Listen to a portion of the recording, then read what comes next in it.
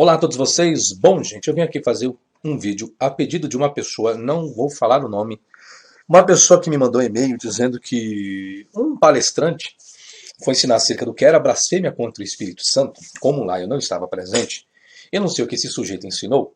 Parece que uma pessoa acabou se suicidando porque achou que tinha blasfemado contra o Espírito Santo e ensinaram que não há perdão, conforme diz o texto. E essa pessoa achou por bem, já que eu não tenho perdão, para que ele continuar vivendo nessa vida. E foi tirou sua própria vida. Por essa questão, então, eu achei por bem fazer esse vídeo. E lembrando, senhores, que meu livro está sendo lançado mês que vem, você pode entrar no meu site e ver outros DVDs, que é no www.professorfabiosabino.com.br. Pois bem, senhores, esse vídeo vai ser um pouco mais demorado, tá? Todo mundo utiliza o texto de Mateus capítulo 12, 22 ao 32, Marcos 3, 28 e o versículo 29, e Lucas 12, 10. Eu vou ler o texto aqui, vou tecer alguns comentários, e esse vídeo não vai agradar a muitas pessoas. Mas eu não estou aqui para agradar ninguém. Estou aqui para analisar uma questão textual, tá? O texto diz o seguinte, eu vou analisar o contexto para vocês entenderem no que se refere essa blasfêmia contra o Espírito Santo. Ou seja, quando Jesus pronuncia, segundo o registro de Mateus, qual era a ocorrência ali, o que estava ocorrendo, tá? O versículo 22 diz o seguinte, então lhe trouxeram um endemoniado, cego-mudo, e ele o curou, passando o mundo a falar e a ver. Versículo 23. E toda a multidão se admirava e dizia, é este porventura o filho de Davi? Versículo 24. Mas os fariseus, ouvindo isto, murmuravam, este não espere demônios, senão pelo poder de Beelzebul, maioral dos demônios. Aí eu pulei 25, 26 e veio 27. E se, Jesus dizendo para os fariseus, e se eu expulso demônios por Beelzebul, por quem os expulsam vossos filhos? Por isso, eles serão perdoados, por isso eles mesmos serão os vossos juízes. 31. Por isso vos declaro para quem? Para os fariseus. Todo pecado e blasfêmia serão perdoados aos homens, mas a blasfêmia contra o Espírito Santo não será perdoada. 32. Se alguém proferir alguma palavra contra o Filho do Homem, será isso perdoado. Mas se alguém falar contra o Espírito Santo, não lhe será isso perdoado, nem neste mundo, nem no porvir. Então as pessoas fazem o quê? Elas se baseiam no versículo de número 32. É só que, qual é o contexto aí? Vamos fazer uma análise contextual para entendermos o contexto. Primeiro, Jesus é admirado por um milagre, no versículo 23. Jesus é admirado por um milagre. No versículo 24, Jesus é ridicularizado pelos fariseus. Aí vem, Jesus afirma que existia essa prática de exorcismo por outros, no versículo 27, que diz, e se eu expulso demônios por Beelzebul, por que os expulso vossos filhos? Então, a questão de expulsar demônios não é uma prática única de Jesus, é de outras pessoas também. Tá? É isso que Jesus está indagando ali com os fariseus. Jesus deixa claro que a blasfêmia se dá por ignorar os feitos dele, Jesus, e não de outros, sendo usado pelo Espírito Santo, segundo o versículo 31. Por isso vos declaro, todo pecado e blasfêmia serão perdoados aos homens. Ou seja, tudo que os homens fizerem, isso será perdoado. Né? Isso será perdoado. Mas a blasfêmia contra o Espírito Santo não será perdoada. Então, veja bem, Jesus é o único, dentro dessa regra de contexto, que ele é utilizado, segundo ele mesmo fala, pelo Espírito Santo. Só que quando eu falo assim, mas então os fariseus não obtiveram perdão porque eles blasfemaram contra o Espírito Santo. Porém, eles não tinham conhecimento absoluto do que era o Espírito Santo. Eles sabiam que existia a prática, sim, do exorcismo, de expulsar demônio. Era uma prática comum porque Jesus acaba afirmando isso. Mas a indagação de Jesus está dizendo o quê? Fariseus e escribas, vocês por terem um conhecimento de Deus, um conhecimento racional e também uma atividade espiritual, vocês deveriam muito bem saber que essa prática, essa aqui não é uma prática comum como você vê diante dos seus discípulos, diante dos seus filhos que fazem isso. Isso é uma atuação do Espírito Santo. Eu não estou sendo usado por Beelzebul. Por que eles falaram de Beelzebul? Primeiro que o contexto está falando de um endemoniado cego e mudo. E ele o curou. E Jesus o cura. Aí eu fui pegar acerca de Beelzebul para vocês entenderem um pouquinho essa regra contextual. Olha só. O nome de Baal-Zebul, conforme a versão em português Beelzebul, ocorre apenas 4 vezes no Antigo Testamento. Segundo Reis 1:2, versículo 3, versículo 6, versículo 16. Em Segundo Reis, Acasias, rei de Israel, consulta o oráculo do deus Baal-Zebub de Ecrom. Zebub é o substantivo coletivo para moscas, também atestado em ugarítico e acadiano zubo, no siríaco debaba, em outras línguas semíticas. Com base no vocábulo Zebub, moscas, o nome do deus foi interpretado como o Senhor das Moscas. Supunha-se que ele era um deus que poderia causar ou curar doenças. Como Jesus cura o camarada ali, daí que se entendeu que aquele feito ocorrido não era pelo Espírito Santo, Era pelo Deus, esses que eles acabam citando. Daí onde Jesus fala, não, né, eu não estou expulsando por esse Beelzebul, não, estou expulsando pelo Espírito Santo. Olha, tomar cuidado, porque se vocês blasfemarem contra o Espírito Santo, na atuação de Jesus, eu vou chegar lá ainda, tá? Bom, em contraposição, a tradução de Símaco, tem tradução de Símaco, Teodosiaco, depois faz uma pesquisa para saber quem são esses personagens, de Orígenes também, na Exapla de Orígenes, tá? Bem como os manuscritos do Novo Testamento, tem as seguintes formas, Beelzebul, respectivamente Beelzebul, que é Mateus 10, 25, 12, 24, tal, Marcos e Lucas. Além disso, Mateus, fazem uso do termo Arconton Daimonion, como líder dos demônios, tá? A visão de que Beelzebul é a forma original do nome da divindade segundo Reis, capítulo 1. É ainda sugerida pelo título, aí tem outros títulos aqui, mas frequentemente por outros títulos aparecem textos ugaris. Só para vocês saberem quem é Beelzebul na história, tá? Então, Deus Beelzebul é comparado com Deus que cura, etc e tal.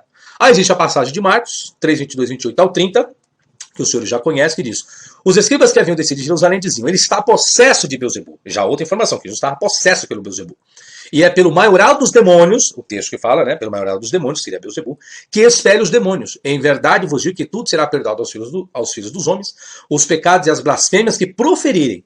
Mas aquele que blasfemar contra o Espírito Santo não tem perdão para sempre, visto que é réu do pecado eterno. Isto porque diziam, está possesso do espírito imundo. Então, eles não tinham essa concepção plena. Por que não tinham, professor? Porque a atividade de exorcismo era comum. E como que, no caso aqui, os escribas em Marcos, iriam distinguir o que é a atuação do Espírito Santo e o que não é a atuação do Espírito Santo? Então, para a passagem de Marcos, Jesus estava possuído pelos demônios, para ter efetuado curas, etc. e tal. Para vocês entenderem agora o contexto paralelo.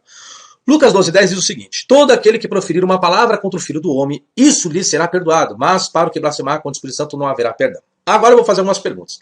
Pode o Espírito Santo operar sinais em pessoas que praticam iniquidades? Ou os sinais vêm de outra fonte? É uma pergunta que eu faço. Veja bem. Se o Espírito Santo é considerado santo, e já tem, né, o termo santo, pode o Espírito Santo fazer uso, né, vamos colocar dessa forma, da forma que vocês entendem, usar pessoas para operar curas, milagres nas pessoas que vivem na prática do pecado? Uma pergunta que eu faço para você. Pode ou não? Ok? Você pensa e responda para si mesmo. Olha o que diz Mateus 7, 22 e 23. Muitos naquele dia hão de dizer-me, Senhor, Senhor, porventura não temos nós profetizados em teu nome?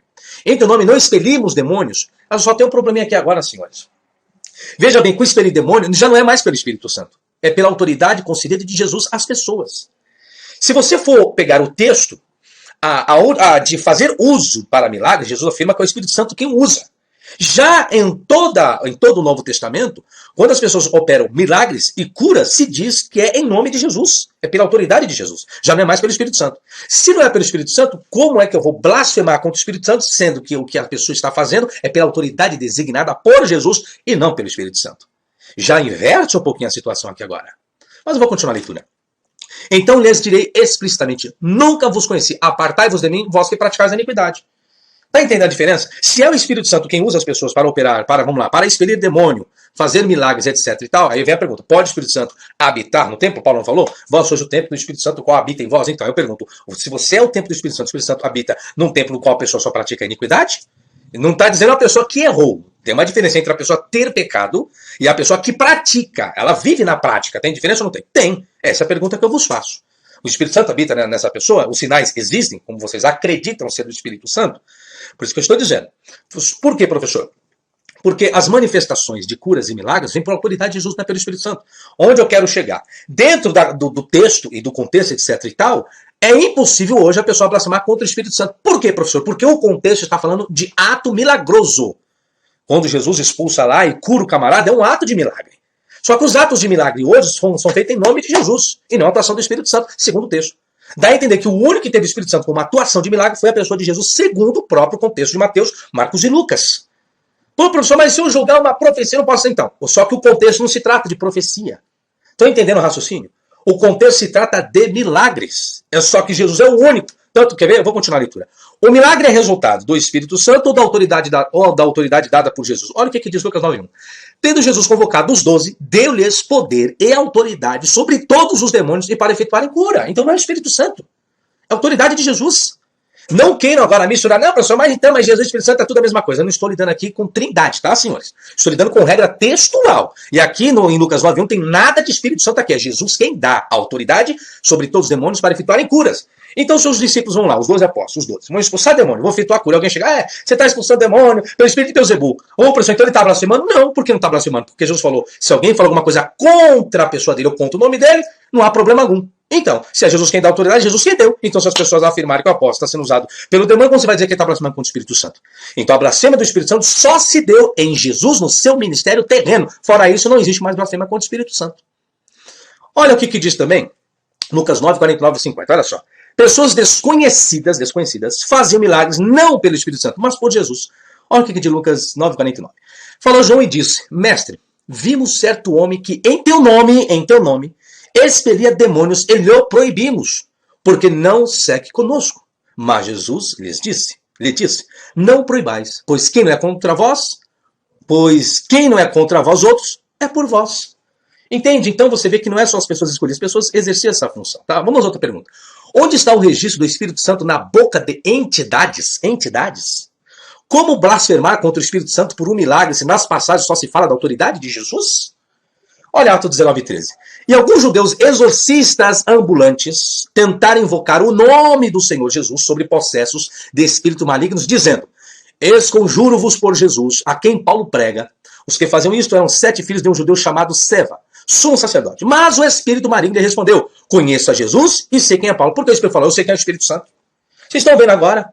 Peguem todos os textos que falam de expulsar demônios e curas e milagres e tal, vocês vão ver isso. Então você vê que nem os próprios demônios falam a palavra Espírito Santo. Estão entendendo o raciocínio? Isso é para vocês pesquisarem um pouco melhor. Estou fazendo só uma visão panorâmica aqui do que é a blasfêmia contra o Espírito Santo. A blasfêmia contra o Espírito Santo hoje não existe mais. Existiu apenas no ministério de Jesus e para a pessoa de Jesus em um contexto de realizar curas. Só nesse caso. Fora isso, você não vai contar mais nenhuma outra passagem que não seja o mesmo contexto. Bom, e o processo do espírito maligno saltou sobre eles, subjugando a todos, e de tal modo prevaleceu contra eles que desnudos e feridos fugiram daquela casa. Então você vê que as pessoas invocavam os demônios sem... o que eles falavam? Tentaram invocar o nome do Senhor Jesus sobre os processos de espíritos malignos, dizendo, escolhi-vos por Jesus, a quem Paulo prega. E o demônio não se manifestou? Se manifestou. Estão entendendo o raciocínio? Tem o Espírito Santo aqui? Não tem, professor. Bom, o Espírito Santo é para todos? O Espírito Santo é para todos? Vamos ver se é para todos? Eu peguei apenas algumas passagens, tem muito mais do que isso, tá? João 14, 16, 17, eu estou usando Jesus. Depois você não vem pegar passagem de Paulo, de Pedro, não. Eu estou usando os ditos de Jesus. Agora, se para vocês, os ditos de Jesus é inferior aos ditos dos apóstolos, me desculpe, isso fica um critério de vocês. Porém, eu tenho uma concepção minha pessoal. Por quê? Se Jesus é o mestre, os discípulos são discípulos, eu acho que tem mais validade é os ditos de Jesus. São as doutrinas de Jesus. Agora, se para vocês, professor, por que Paulo diz isso? Porque Pedro, porque João? Então, se para vocês que tem mais validade é isso, então, me desculpe. Fiquem vocês com isso, tá bom? Olha o que Jesus ensinou segundo João. E eu rogarei ao Pai, ele vos dará outro consolador, isso para os discípulos, tá? A fim de que esteja para sempre convosco. E o contexto de João capítulo 14 é Jesus com os apóstolos, tá? O Espírito da verdade, que o mundo não pode receber, porque não o vê nem o conhece. Vós o conheceis, porque ele habita convosco e estará em vós. Isto vos tenho dito, estando ainda convosco. Mas o Consolador, o Espírito Santo, a quem o Pai enviará em meu nome, esse vos ensinará todas as coisas e vos fará lembrar de tudo que vos tenho dito. Só que isso aqui Jesus está dizendo para quem? Apenas para os apóstolos. E não tem como correr disso. Jesus falou, tá? Jesus deixou claro que apenas os discípulos tinham o Espírito Santo. João 20, 22. E havendo dito isto, soprou sobre eles quem? Os discípulos, e disse-lhes, recebei o Espírito Santo. E se alguns perdoardes os pecados, são-lhes perdoados. Se lhes retiverdes, são retidos. Então Jesus concede, essa autoridade para perdoar pecados apenas para os discípulos, para mais ninguém. Ele concedeu isso. Mas só perdoa pecados quem é Deus, Jesus perdoa Deus. Então os discípulos também são Deus. Porque se Jesus dá autoridade para os discípulos perdoar pecados, os discípulos também são deuses, ou são Deus. Outra questão, senhores, veja bem. Se ensina que o sacrifício de Jesus foi para perdoar o pecado e dar a certeza, a garantia da pessoa ter uma nova morada, vamos dizer assim, ok? Beleza? Beleza. Então o sacrifício de Jesus foi insuficiente, por quê? O sacrifício de Jesus não foi suficiente, pois há pecados que não se perdoam. Ou seja, se a blasfêmia existe até hoje, então o sacrifício de Jesus é um sacrifício inútil. Por quê, professor? Se ele morreu na cruz, o sacrifício para perdoar os pecados e quando o Espírito Santo não há perdão, eu lhe pergunto, que sacrifício foi esse? Não teria que ser um sacrifício total? Teria. Agora vamos para uma outra questão mais pessoal agora. Veja bem, gente. Quando eu disse que não há perdão, parece que a pessoa ela vai orar, parece que a pessoa comete um pecado, vamos dizer assim, contra o Espírito Santo, nos dias atuais. Se a pessoa tem um desejo de perdão, Eu lhe pergunto, onde está a pessoa de não ser perdoada? Não é o fato dela chegar, Deus me perdoa, não te perdoo porque você blasfemou contra o Espírito Santo. Não, senhores. Se uma pessoa tem um ato desse, é porque essa pessoa nunca blasfemou. Nunca blasfemou. Estão entendendo o raciocínio? É um estado de ignorância, igual os fariseus foram lá pedir perdão. Eu acho que não. Essa é a construção. Por quê? Qual é a concepção? Você tem uma plena convicção, a plena certeza que o ato qual você está vendo é de Deus. E quando você pega esse ato divino e diz que não é de Deus, tendo a plena convicção, o que acontece? Qualquer coisa no mundo sobrenatural que ocorra, você vai ter aquilo como natural. Nada para você vai ser divino. Por isso que você nunca vai solicitar um perdão. Por quê? Porque para você nunca errou. Você nunca blasfemou, porque tudo para você é natural. Nada para você. Mesmo tendo a convicção e a plena certeza, mas por uma questão de ego, de orgulho, que isso existe em alguns seres humanos, você vai defender que não, isso aí não tem nada a ver com Deus, isso aí é demônio, isso aqui. Agora, vamos separar algumas outras coisinhas aqui, senhores. Isso que vocês veem em algumas denominações cristãs, pula-pula, rodopiia, isso não tem nada a ver com o Espírito Santo. Isso não existe. Isso não tem nada a ver com o Espírito Santo, tem nada a ver com Jesus, isso é a empolgação da carne, tá? Sobre isso, eu falo melhor, no meu dever é chamado, como que é? As profecias e o reteté de Jeová, dera até não. Meu irmão, você é do reteté, que é de rodopiar e aquela coisa. Isso não tem nada a ver com Deus. Compre o meu DVD que você vai saber sobre isso. Outra questão. Professor, porque o camarada vai trazer a profecia e eu tenho que tomar cuidado, porque eu tenho que dar crédito, senão eu vou blasfemar com o Espírito Santo. Isso aí também não existe. Tá? O camarada trazer profecia, aquela coisa. Olha, irmão, para blasfemar com o Espírito Santo. A blasfêmia com o Espírito Santo, segundo o contexto de Jesus, também não se dá por profecia, senhores. Se dá num ato de milagre. Volta, mas como que os fariseus iam ter a plena convicção e certeza que aquele ato não era um exorcismo comum, como mostram alguns textos aqui, mas era o Espírito Santo. Foi isso que Jesus falou para eles. Estão entendendo? O contexto seria fariseus, não são pessoas comuns. São pessoas letradas, pessoas convictas das suas informações. Então tome cuidado, você que vem ensinando isso em algumas denominações, colocando, sabe o que, medo nas pessoas, para que as pessoas dêem crédito em tudo aquilo que você diz, em tudo aquilo que você fala, como é o Espírito Santo que está usando você. Ainda mais nessas igrejinhas pentecostais que tem o rodopeia para lá e para cá, e as pessoas estão botando, toma cuidado, irmão, não julga ali não, você está vendo aquele ali é Deus. Onde já se viu a pessoa de estar inconsciente, rodando inconsciente? Se a pessoa está rodando inconsciente, meu amigo, eu que vim de Candomblé, isso não passa de um toque. Eu vou perguntar para você qual orixá que está tomando o seu corpo aí? Qual orixá que está tomando aí? Qual é a entidade que está ali usando?